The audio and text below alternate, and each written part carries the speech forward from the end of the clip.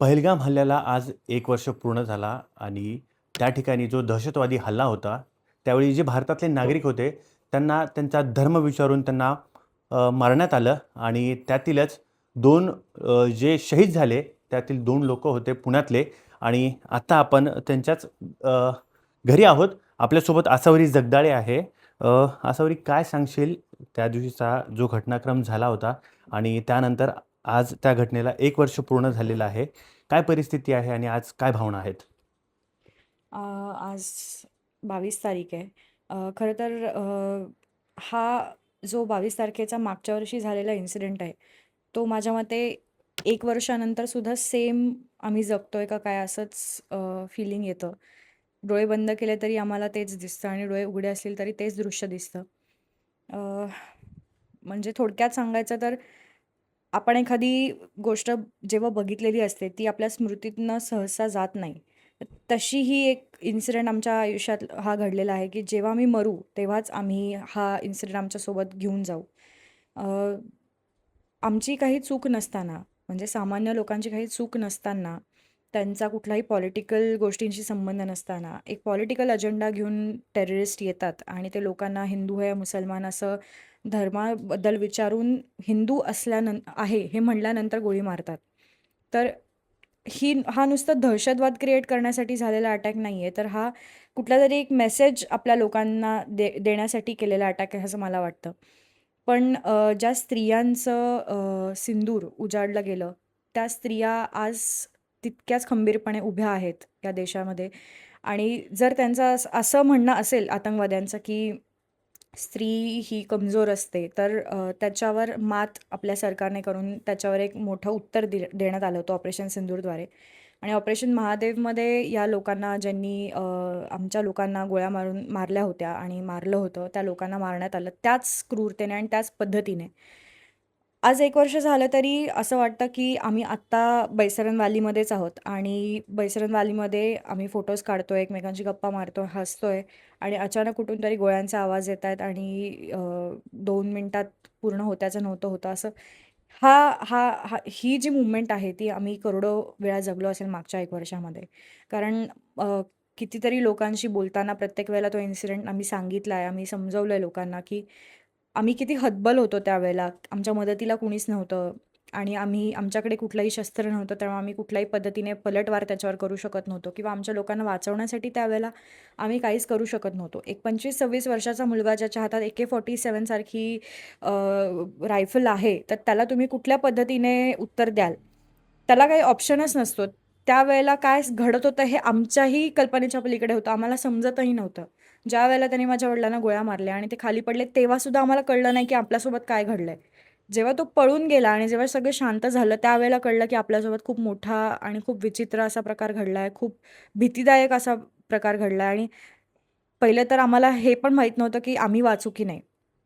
आम्ही अनफॉर्च्युनेटली मी म्हणेन, कारण मागे राहणारा रोज मरत असतो आणि जाणारा एका क्षणात जातो, पण जे मागे उरतात त्यांना ती आठवण घेऊन रोज मरावं लागतं. तसं आमचं झालं, की आम्ही आजही रोज हा विचार करतो, की आपण का मागे राहिलो? आपल्याला का सोडलं असेल त्यांनी?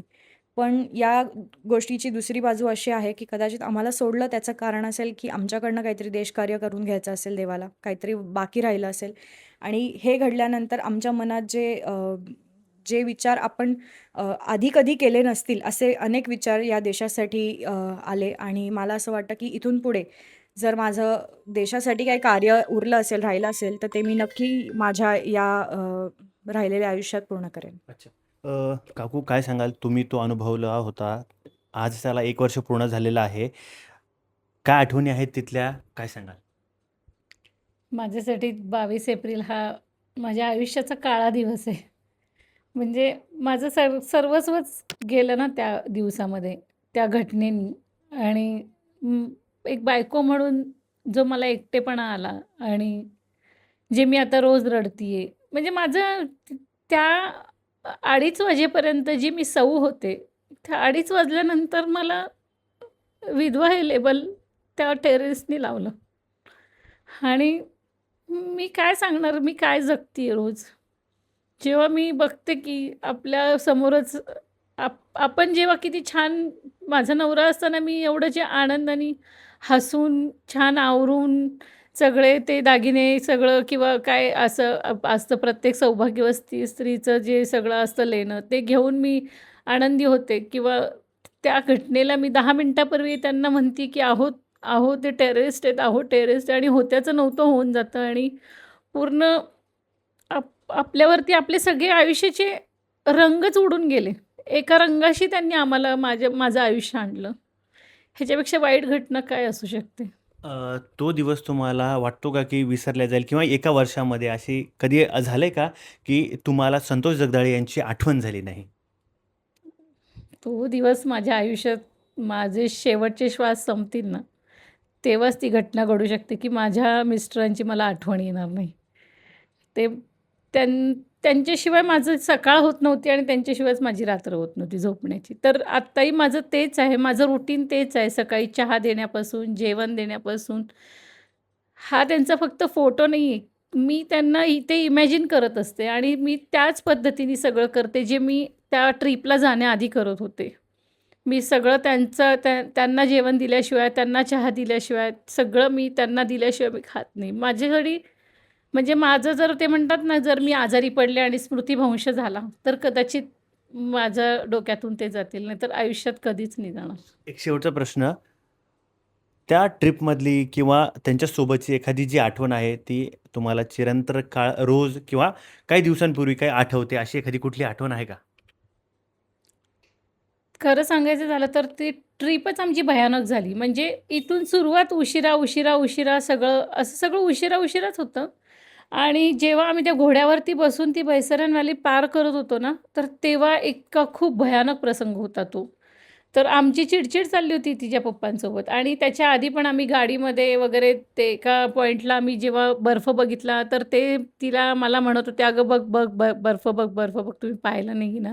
आम्ही खूप आनंदी झालो होतो आणि आणि एके ठिकाणी खूप थंडी वाजत होती. तेव्हा आम्ही चहा घ्यायला बसलो. तेव्हा त्यांच्या चाललेली गंमत, मजा त्या आठवणी. शिवाय आम्ही तिथे आदल्या दिवशी आम्ही जम्मूमध्ये पहलगामच्या आदल्या दिवशी जम्मूमध्ये आम्ही रामाच्या मंदिरात गेलो होतो. अच्छा.